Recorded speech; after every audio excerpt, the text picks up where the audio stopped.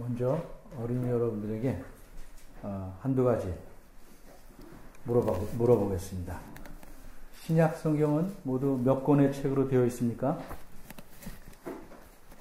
여러분이 대답 못할까봐 제가 아예 대답을 써왔어요. 27권입니다. 그럼 27권 중에서 5권을 쓴 분의 이름은 무엇입니까? 27권을 못 맞췄으니까 이것도 어렵겠죠. 요한이라는 말이 들어가는 성경이 뭐 있어요? 요한복음, 요한 1, 2, 3서, 또 요한계시록.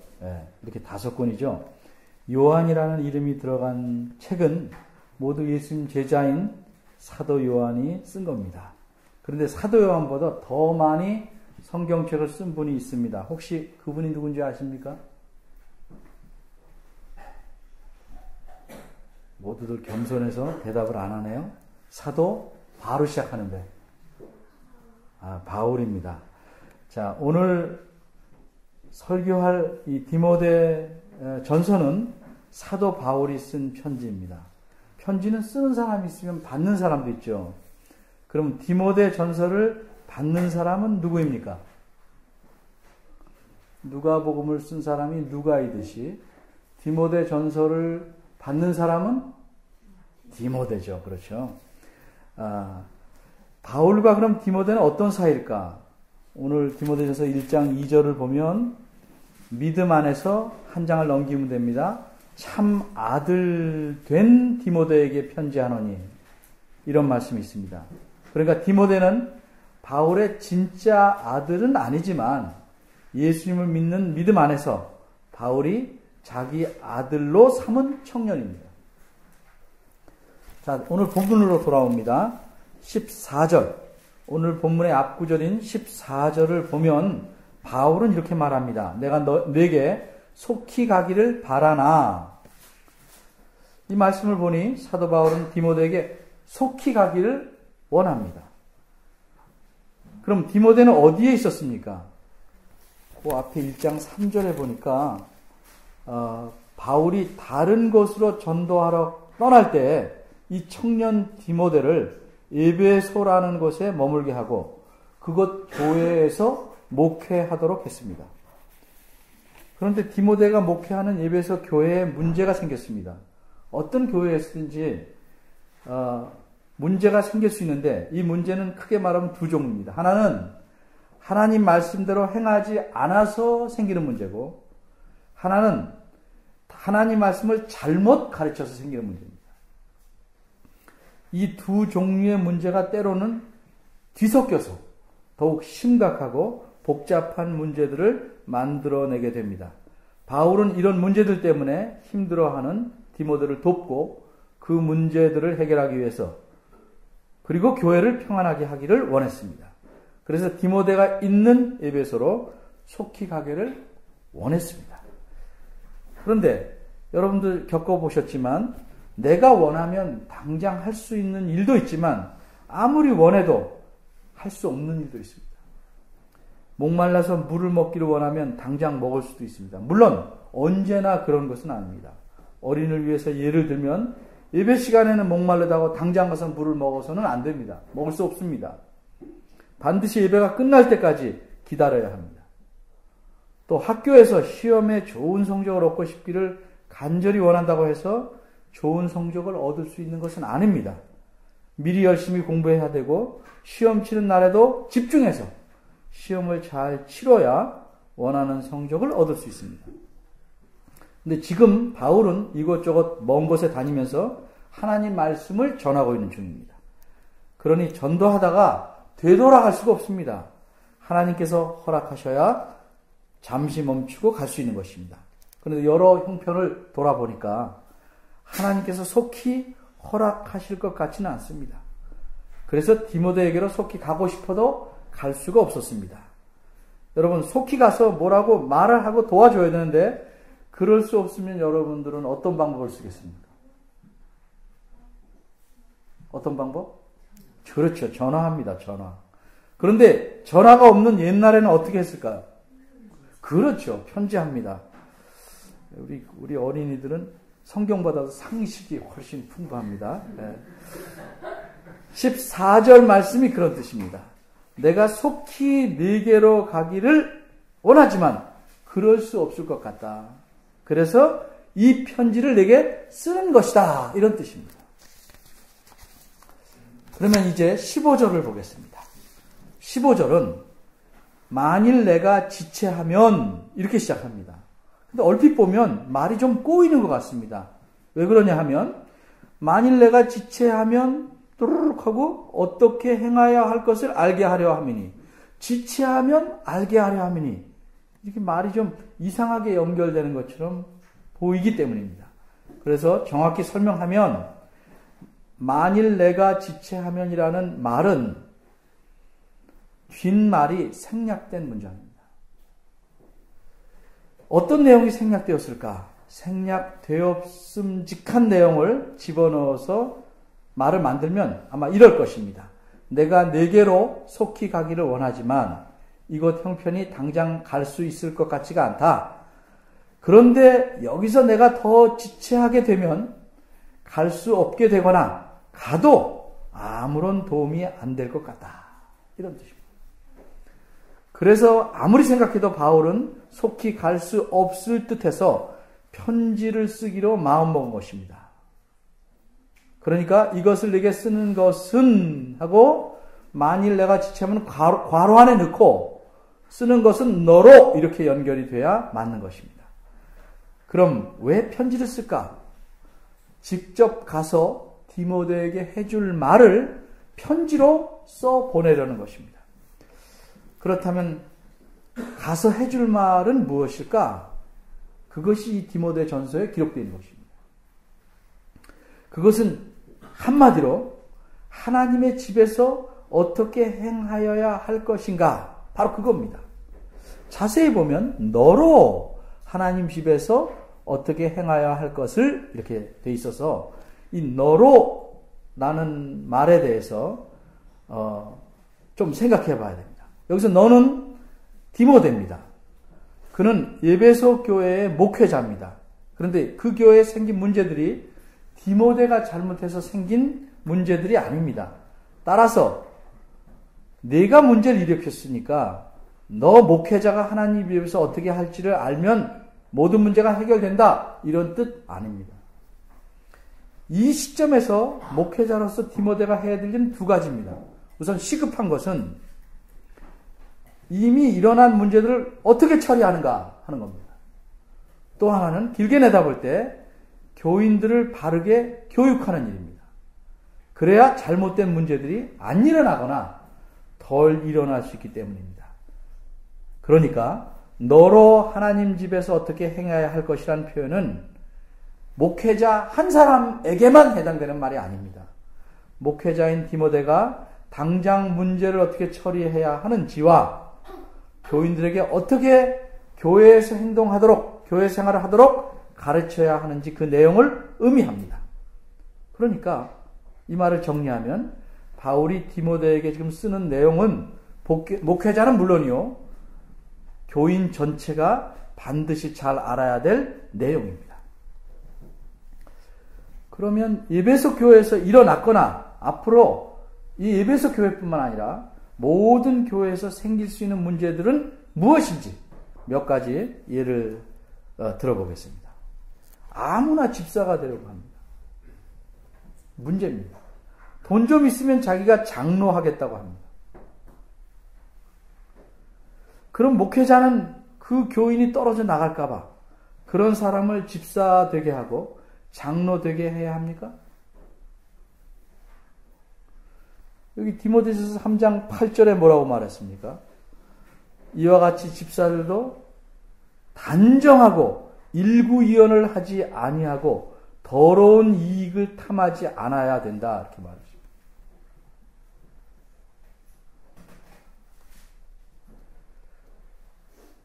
또 10절에 보면 뭐라고 말합니까?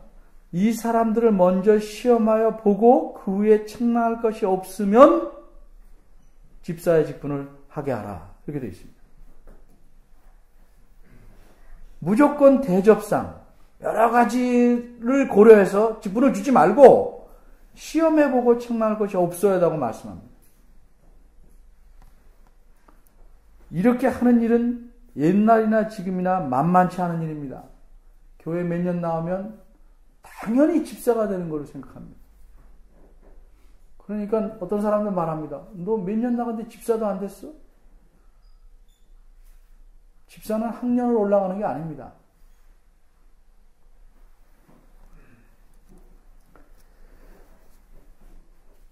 그 쉽지 않은 일이기 때문에 이미 앞에 2장 18절에서는 선한 싸움을 싸워라! 이렇게 충고했습니다. 이 싸움입니다, 싸움. 게다가 아직 여물지도 않은 자들이 목회자가 되겠다고 또 덤벼듭니다. 어떤 일은 돈을 좋아하면서 목회자가 되겠다고 합니다. 자녀들을 바르게 가르치지도 못하면서 목회자가 되겠다고 합니다.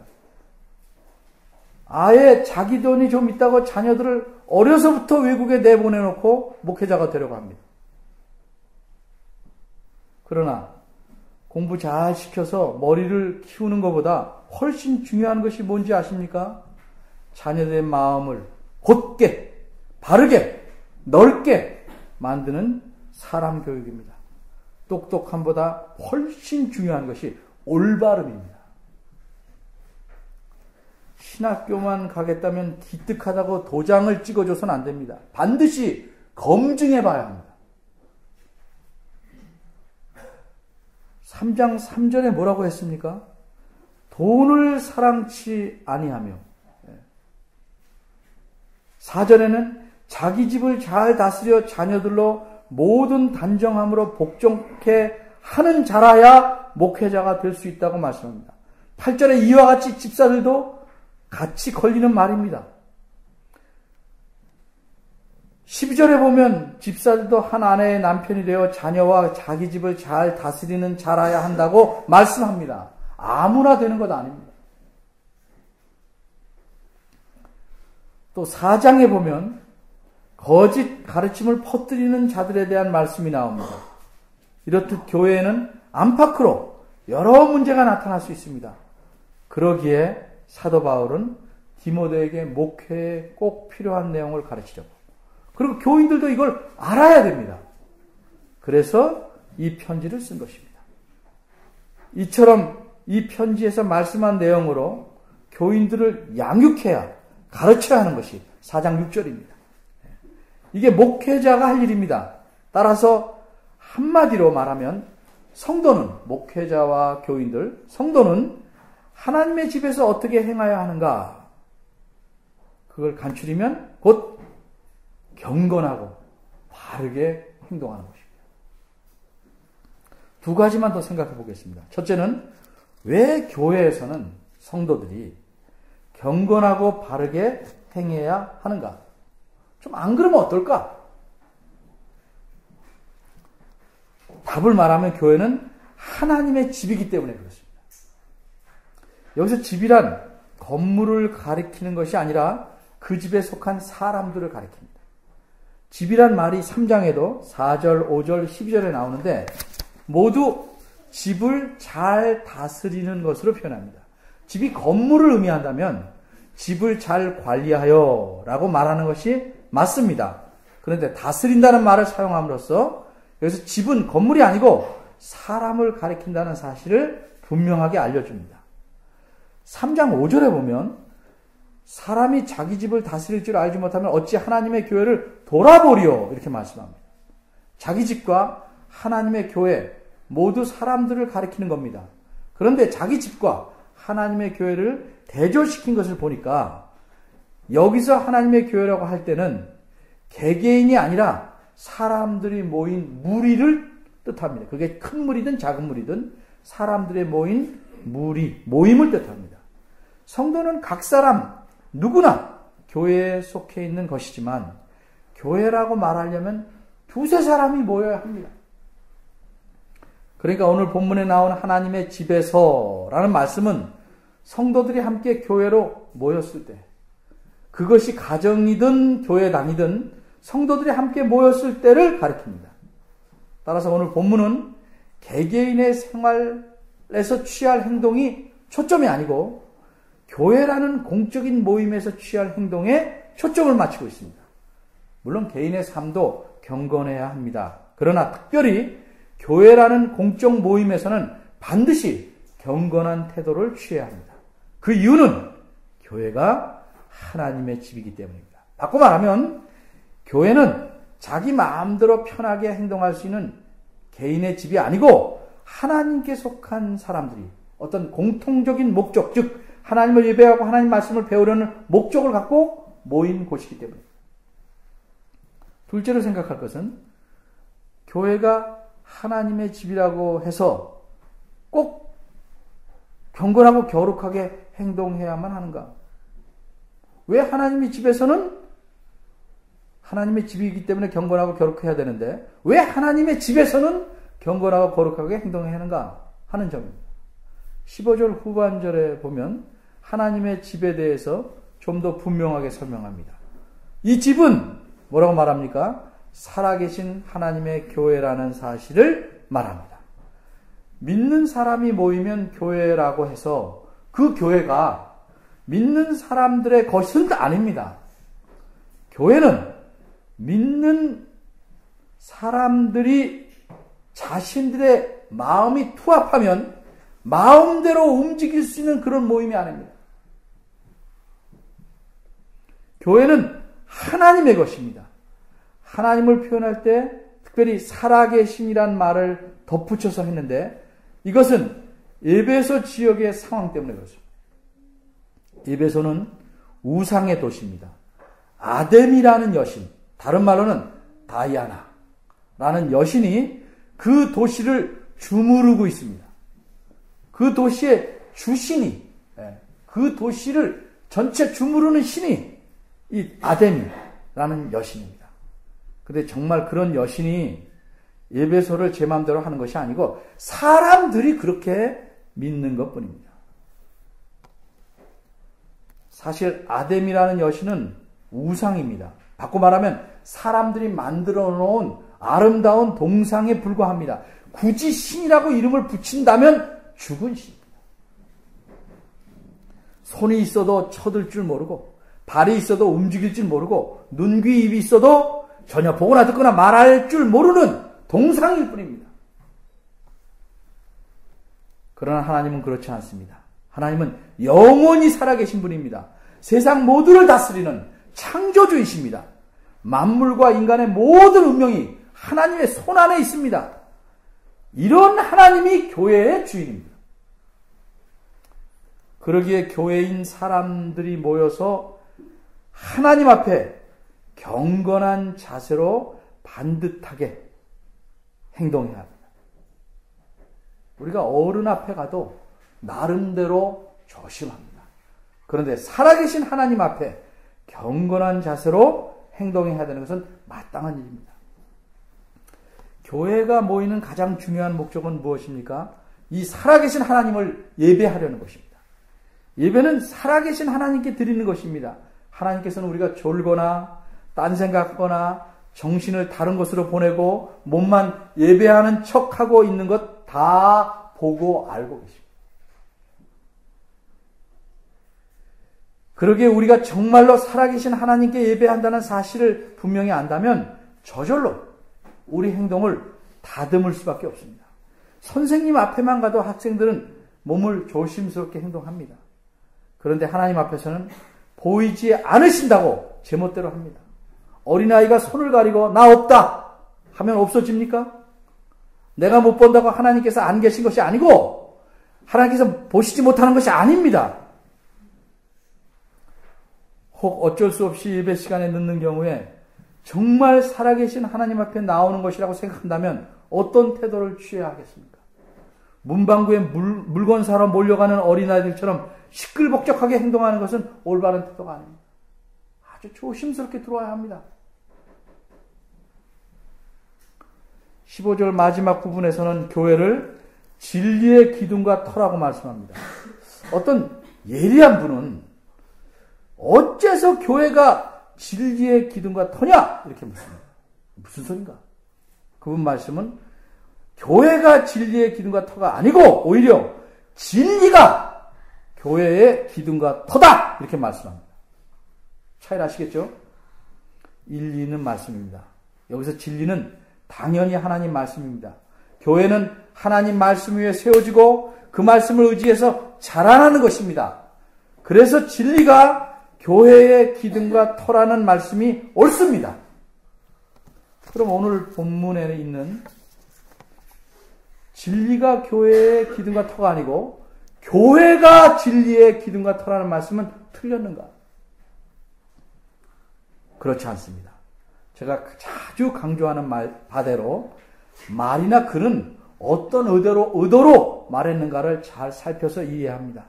사도 바울이 진리가 교회의 기둥과 터라는 사실을 몰라서 그런 것도 아니고 그렇게 말하려다가 실수해서 진리와 교회를 바꿔서 교회가 진리의 기둥과 터라고 말씀한 것이 아닙니다. 그럼 교회가 진리의 기둥과 터란 무슨 뜻일까? 이 뜻을 말씀하기 전에 한 가지 예를 들어봅니다. 어린이들도 다 아는 사실이 있습니다. 태양은 가만히 있고 우리가 살고 있는 지구가 태양의 주변을 돌고 있습니다. 맞습니까? 네. 근데 봤어요? 보지 않았지만 우리 그렇게 다 압니다. 네. 과학적으로 맞는 사실입니다. 분명히 지구가 태양을 돌고 지구가 또 이렇게 돌아서 낮밤이 바뀌는데 우리는 아침에 해를 보고 뭐라고 그래요? 움직이지 않는 해를 보고 해가 떠오른다 이렇게 말합니다. 분명히 과학적으로는 해는 가만히 있는 겁니다. 지구가 도는 것이지. 근데 해가 떠오른다. 지구는 가만히 있고 해가 움직인다고 말합니다. 그러면 옆에 있던 사람이 왜 거짓말해? 이렇게 하지 않습니다. 아니면 정신 나간 소리 왜 하냐? 그렇게 생각하고 이상하게 쳐다보지도 않습니다. 과학적으로 맞게 말할 때는 지구가 돈다고 말하는 것이고 일상생활에서 표현할 때는 해가 뜬다고 말합니다. 두 개가 그냥 다 어울리는 말입니다. 말하는 의도가 다르기 때문입니다. 마찬가지로 진리가 교회의 기둥과 터라고 할 때는 어떤 의도로 말하냐? 교회의 생존이, 삶이, 그리고 교회의 건강함과 자라남이 어떤 것이냐? 그것과 연관해서 말할 때는 진리가 교회의 기둥과 터라고 말하는 것입니다. 근데 교회가 진리의 기둥과 터라고 말할 때는 다른 것과 연관해서 말하는 겁니다. 그게 뭡니까? 교회가 해야 할 일. 즉, 교회가 해야 할 사명에 연관해서는 그렇게 말합니다. 여기서 기둥과 터라고 할 때, 맨날 조그만 기둥과 조그만 터만 보면 늘 그것만 생각하지만, 그렇게 생각해도, 조그만 건물을 유지하는 기둥과 터를 생각해도, 그 의미를 이해하는데 어려움이 없을 겁니다. 그런데 배경을 알면 훨씬 생생하게 알 수 있습니다. 예를 들어서 그림책을 갖고 호랑이를 설명하면 이거 보고 호랑이가 어떤 건지 압니다. 그런데 실제로 동물원에 가서 호랑이를 가까이서 보면 훨씬 생생하게 느낄 수 있습니다. 만일 호랑이를 깊은 산속에 가다가 만나본다면 이루 말할 수 없이 소름 끼치게 생생할 것입니다. 에베소 사람들은 기둥과 터라는 말을 들을 때 우리처럼 그렇게 그림책에서 보는 호랑이처럼 조그맣게 느끼지 않습니다. 아주 생생하게 느낍니다. 왜? 그 말을 들을 때 자연이 당장 자기들의 눈앞에 보이는 떠올리는 모습이 있기 때문입니다. 떠올리는 건물이 있기 때문입니다. 에베소에는 아데미 여신을 섬기는 신전이 있습니다. 그 신전의 기둥과 터를 떠올릴 수밖에 없습니다. 이 신전은 고대 세계의 7가지 신기한 일 중에 하나라고 합니다. 이 신전이 엄청나게 큽니다. 그 7가지 신비 중에 바벨론의 공중정원, 또 알렉산드리아의 엄청난 큰 등대, 이런 것들이 있습니다. 그런데 그 중 하나가 이 아데미 여신의 신전입니다. 지금은 큰 건물이 많아서 웬만큼 크지 않으면 놀라지 않겠지만 지금부터 2000년 전에는 크거나 높은 건물이 있을 리가 없습니다. 뭐 좀 큼직한 집이나 궁궐 같은 게 그게 전부겠죠. 그런데 에베소 사방에서 누구나 이 신전을 떡 바라볼 수밖에 없게 그렇게 압도적으로 무척 크고 높게 만든 신전이 이 아데미 신전입니다. 이 신전의 터는 폭이 60m, 길이는 120m 이상입니다. 뭐 별로 잘 안 되는 것 같아요. 그래서 평수로 따져보니까 2200평. 그것도 잘 모르겠죠. 우리 교회당 여기에 40평이 안 되니까 이거 50개를 묶어놓은 것보다 크죠. 엄청 크잖아요.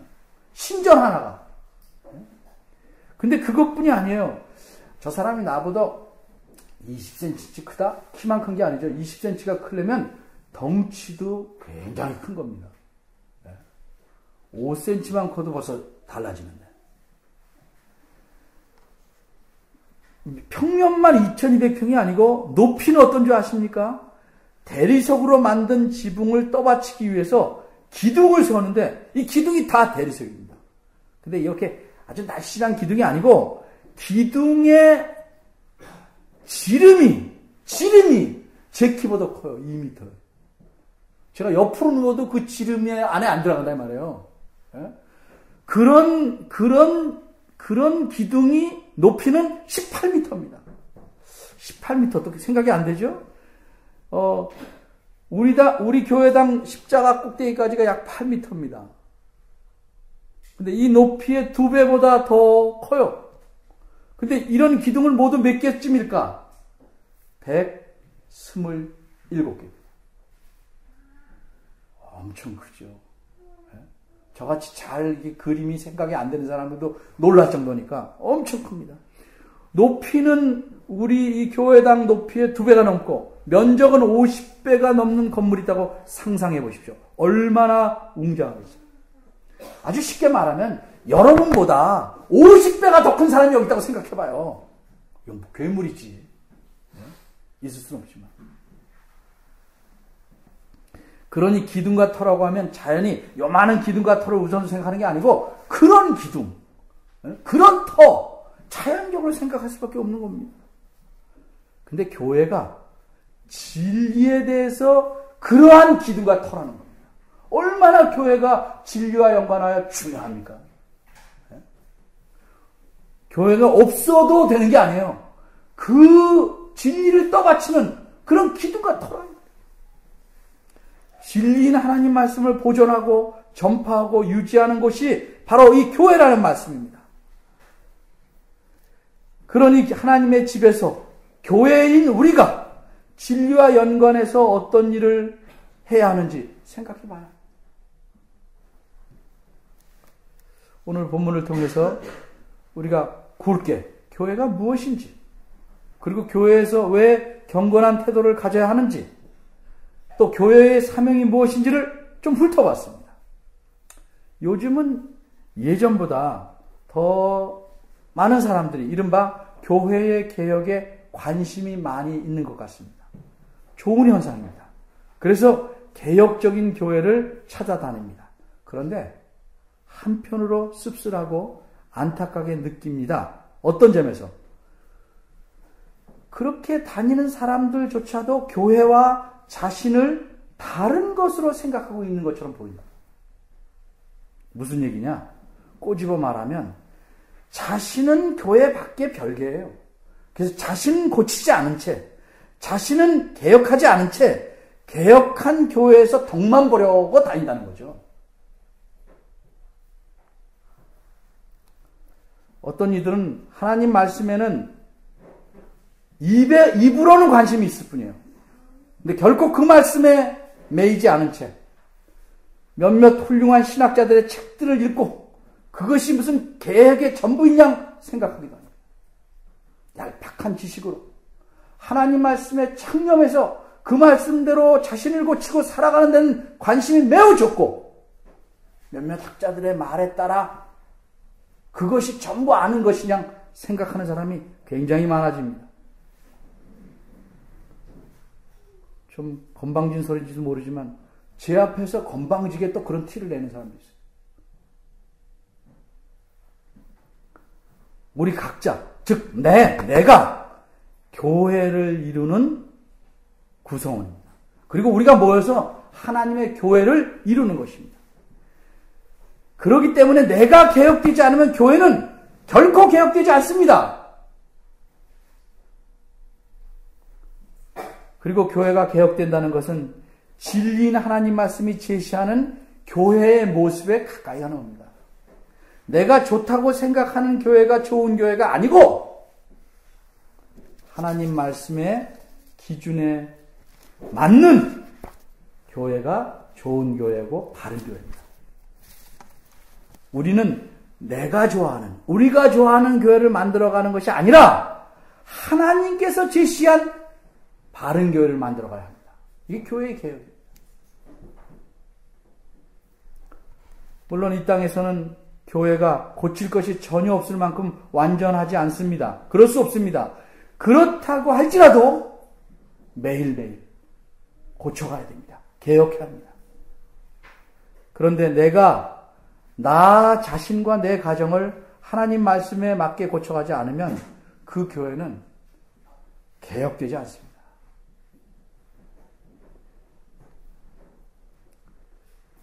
교회가 진리의 기둥과 터라는 것은 나 빼놓고 교회가 그렇다는 게 아니고 우리 각자가 그러하다는 말씀입니다. 내가 하나님 말씀에 관심이 없고 읽지 않고 배우지 않는다면 어떻게 교회가 그 사명을 제대로 감당할 수 있겠습니까? 하나님 말씀이 아닌 것에 더 관심이 많고 하나님 말씀보다 잡다한 상식이나 교양이나 감동적인 예화나 우스갯소리가 많은 설교를 좋아하는 교회라면 그 교회는 진리의 기둥과 터가 될 수 있겠습니까? 힘듭니다. 여러분이 알다시피 오늘은 우리 민문교회가 설립된 지 13년 되는 주일입니다. 하나님께서 우리 각자를 모으셔서 은혜를 풍족히 주시고 교회를 이루게 하시는 목적이 무엇인지, 우리 교회가 앞으로도 존재해야 될 이유가 있는지, 또 그 이유가 있다면 무엇인지를 깊이 생각해 보시기를 바랍니다. 기도하겠습니다. 늘 풍족한 은혜를 주시는 하나님, 그 은혜를 감사합니다. 그런데 저희들은 그 은혜를 잘 누리지 못하고 쏟아버리면서 은혜 타령만 하고 있습니다. 또 달라 조르기만 합니다. 내 자신은 고치기에 더디며 남벌어 손가락질하고 고치라고 압박하고 밀어댑니다. 저희가 하나님 앞에서 참으로 칭찬받는 바른 교회가 되기를 원합니다. 하나님, 저희 마음을 주장하여 주셔서 우리 자신이 하나님 앞에 겸손케 하시고 우리 눈에 환히 보이는 고칠 것들을 끊어내고 바로잡아서 좋은 교회, 하나님이 기뻐하시는 바른 교회를 만들어 가도록 이끌어 주옵소서. 이 이끄심에 잘 순종하는 저희들 되게 하시옵소서. 주의 말씀에 순종하고 그 말씀대로 사는 교회들이 많아지기를 바랍니다. 예수님의 이름으로 기도합니다. 아멘.